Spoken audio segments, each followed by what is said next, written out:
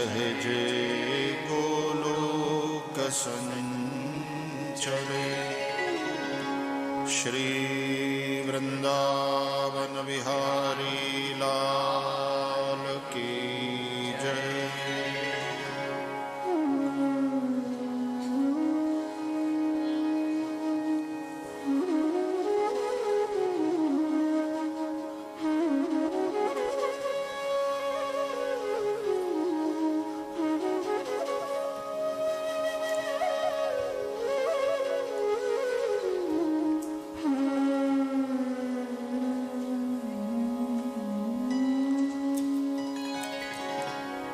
જન્માદ્યસ્ય યત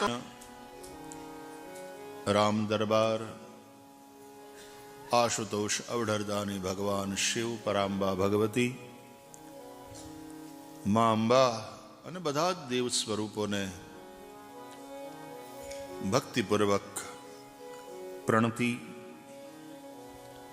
પૂજ્ય સ્વામીજી અને આપ સૌ ભગવત કથા પ્રેમી ભાઈ બહેનો, વર્ચ્યુઅલી આ કથા સાથે જોડાયેલા દેશ અને વિદેશના સૌ સત્સંગ પ્રેમી શ્રોતાજનો, વ્યાસપીઠથી સૌનું હાર્દિક સ્વાગત. સૌના હૃદયમાં વિરાજતા પરમાત્માને પ્રણામ. સૌને જય સિયારામ, જય શ્રી કૃષ્ણ, હરિઓમ.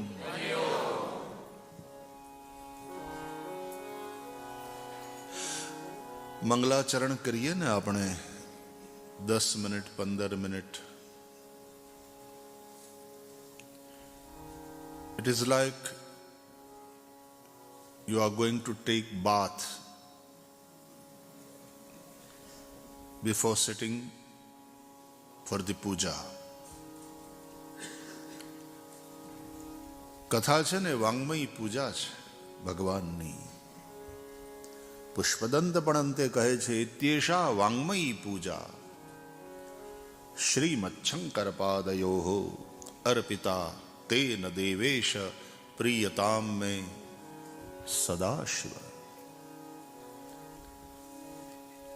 બોલના પરમાત્મા કી પૂજા.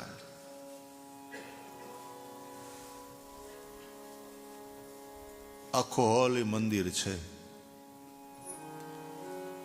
આ જે મંચ છે, સ્ટેજ, એ ગર્ભગૃહ છે. ગર્ભગૃહમાં આ જે છે ને વ્યાસપીઠ, એ ભાગવત ભગવાનને વિરાજમાન થવાની પીઠિકા છે. અને એના ઉપર ભગવાનનું આ સ્વરૂપ બિરાજે છે, જે ભગવાનનું શબ્દાત્મક સ્વરૂપ છે. મંદિરમાં બિરાજે છે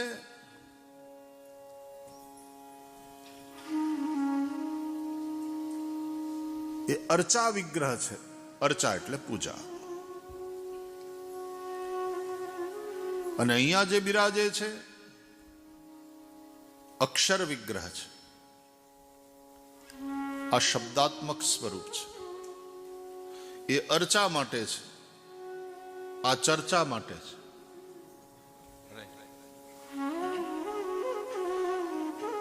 એના દર્શન થાય અને આનું શ્રવણ થાય.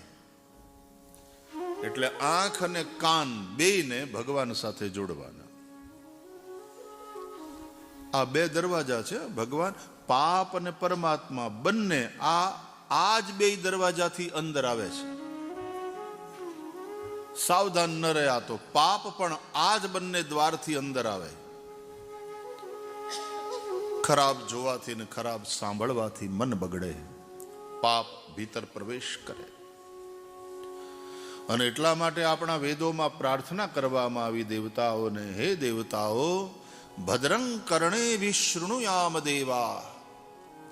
અમે અમારા કાન દ્વારા ભદ્ર સાંભળીએ. ભદ્ર એટલે કલ્યાણકારી. શ્રી કૃષ્ણના બેન જે અર્જુનને પરણ્યા, એનું નામ સુભદ્રા. એ સુભદ્રાનો દીકરો તે અભિમન્યુ, અને અભિમન્યુનો દીકરો તે પરીક્ષિત, જેની આ ભાગવતમાં કથા છે. આ સુભદ્રા ભક્તિ સ્વરૂપા છે.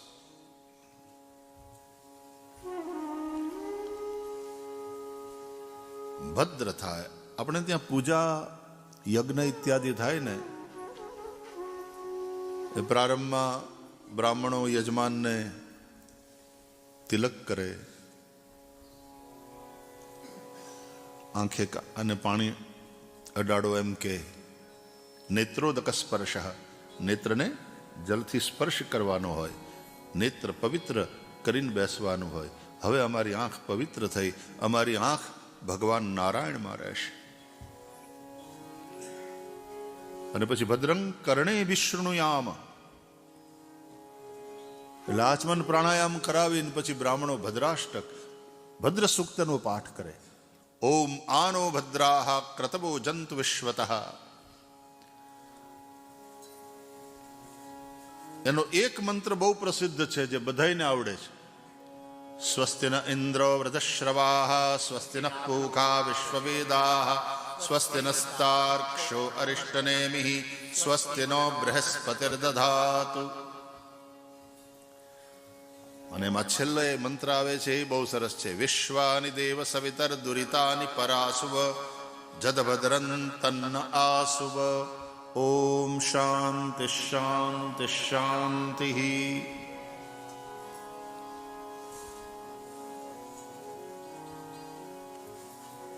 વિશ્વાનિ દેવ સવિતર દુરિતાનિ પરાસુવ.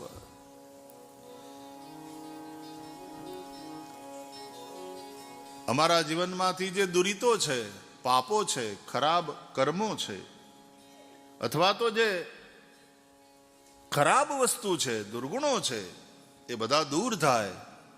જદભદ્રન તન્ન આસુવ, જે પણ કલ્યાણકારી છે એ અમારા જીવનમાં આવે, એનો પ્રવેશ થાય. શ્રીમદ ભાગવતમાં સુખદેવજી મહારાજ જ્યારે મંગલાચરણ કરે છે ત્યારે ભગવાનને પ્રણામ કરતા એક શ્લોકના ચરણમાં એવું કહ્યું છે, તસ્મૈ સુભદ્ર શ્રવસે નમો નમઃ. સુભદ્ર શ્રવસ, આહા, સમજાય નહીં પણ સંસ્કૃતના શબ્દો કેટલા મીઠા લાગે. કોઈ માણસ જેમ જેન્ટલમેન હોય ને, ગાળના શબ્દો હોય, કોકનું અપમાન કરવાના શબ્દો હોય, પણ એવા શ્લિષ્ટ શબ્દો, અને શ્લિષ્ટ કરતા એ પાછા કલ્યાણ કરનારા શબ્દો. શબ્દથી માણસ મરે, શબ્દથી માણસ તરે, શબ્દથી માણસ જીવે, શબ્દથી માણસ ઘાયલ થાય. એક શબ્દ ઘાવ કરે, એક શબ્દ મલમનું કામ કરે, એક શબ્દ કોઈને માટે આશ્વાસન બને, નિરાશને હતાશને અવલંબન બની જાય, એને જીવાડી દે. એક શબ્દ મારી નાખે.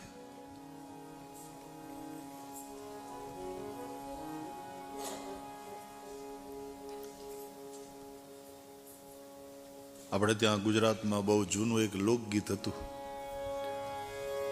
કે કાંકરી ના માર્યા કદી ન મરીએ, કાંકરી ના માર્યા કદી ન મરીએ, મેણા ના માર્યા મરીએ, વાલમજી નેડો લગાડ્યો તમ સાથે રે, નેડો લગાડ્યો તમ સાથે.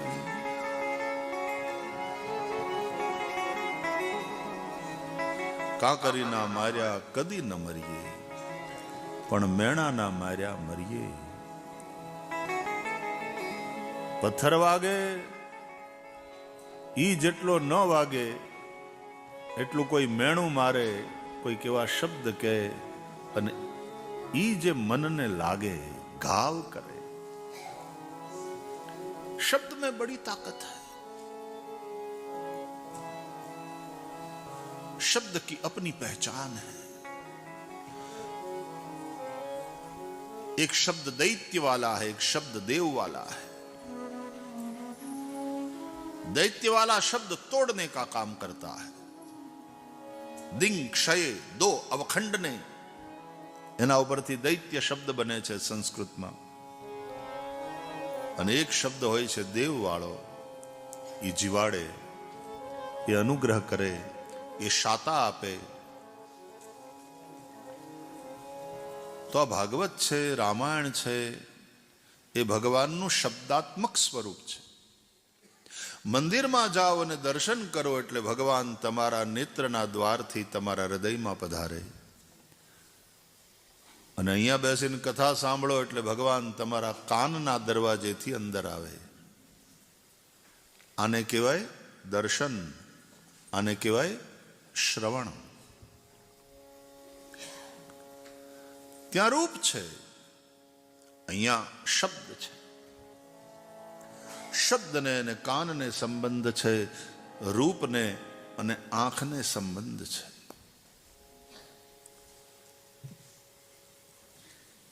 શબ્દ પહેલા, રૂપ ત્રીજે નંબરે આવે.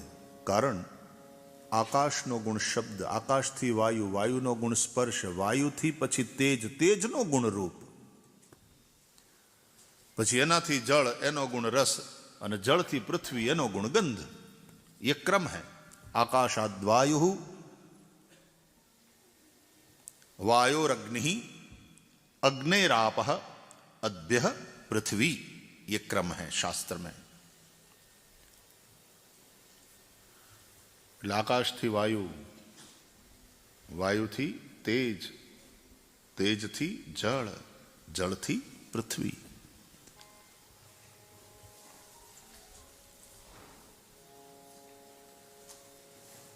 એટલે પૃથ્વીમાં જળ છે, જળમાં તેજ પણ છે. કેમ? જળ શું છે? જળ એટલે અગ્નિ. હા, જે દીકરો જે બાપથી થયો હોય એ બાપના ગુણ એનામાં આવે કે નહીં?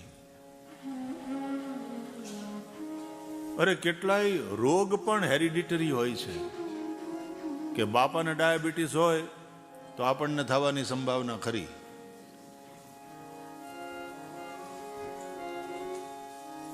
એને હાઈ બીપી રહેતું હોય તો છોકરાઓમાં આવવાની સંભાવના ખરી. અરે બાપાને ટાઇલ હોય, હેરિડિટરી છે વસ્તુ, વારસાગત. રોગ વારસાગત હોય તો ગુણો પણ વારસાગત હોય છે, આનુવંશિક હોય છે. એટલે આકાશથી વાયુ, તો આકાશનો જે ગુણ છે ને શબ્દ, એ આકાશના દીકરા વાયુમાં